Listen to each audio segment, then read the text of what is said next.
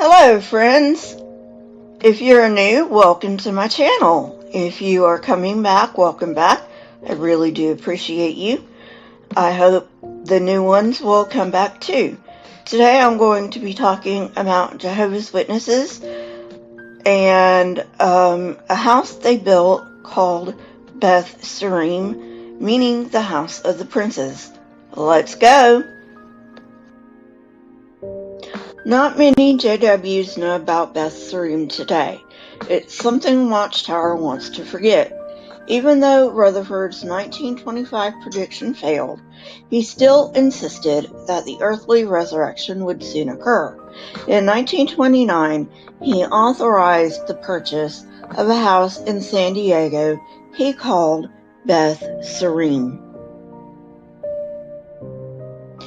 This includes a copy of the deed to Beth Sarim, as well as stating who he ostensibly expected to take possession. We'll get back to the ostensibly shortly. Quote, God's kingdom is now in the course of establishment. We'll have visible representatives on earth. Men named with approval at Hebrews 11th chapter. Such men shall have possession and use of said property, but shall first prove and identify themselves. How are they going to identify themselves? It's not as if they had driver's licenses. First, I want to address the proviso that these men shall first prove and identify themselves. How did Rutherford propose they do that? It's not like they had driver's licenses. I mean, come on. Now to explain the ostensibly part. I don't think Rutherford for one moment believed his own BS. I think he bought Beth Sarim with the funds from Watchtower for his own purposes, and you can see this because he used the house. Again, I'm only quoting the important parts of the text. You can go to JW Facts to check me if you don't believe me.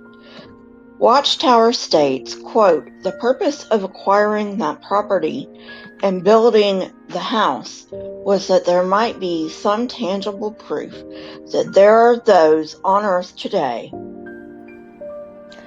who fully believe God and Christ Jesus, that the faithful men of old will soon be resurrected, be back on earth, and take charge of the visible affairs of earth. End quote. Now I want you to see something here. In 1929, Rutherford said that the house was built so that the faithful men of old would have a place to come and live when they came back to earth. In 1939, it said it was just tangible proof. Now, I know some of you may be saying, but that's such a minor change.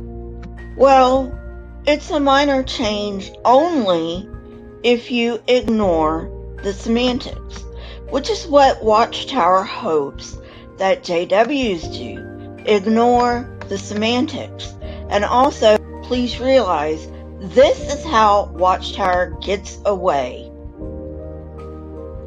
with changing doctrine. It's not all at once. It's just a little bit at a time. Watchtower quietly sold Beth Sarim in 1942. Why? The December 15th, 1947 Watchtower said, quote, it had fully served its purpose, end quote. Wait, what? Did I miss something? When did the faithful men of old come to earth and take possession of it?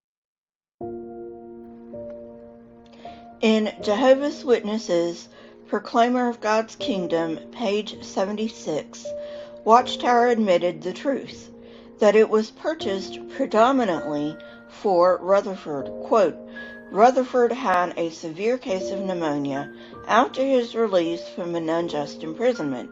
Under a doctor's treatment, he went to San Diego. The doctor urged him to spend as much time as possible there. End quote. Again, I am skipping some things in the paragraph. They are not necessary to the meaning. If you don't believe me, go to JW Facts.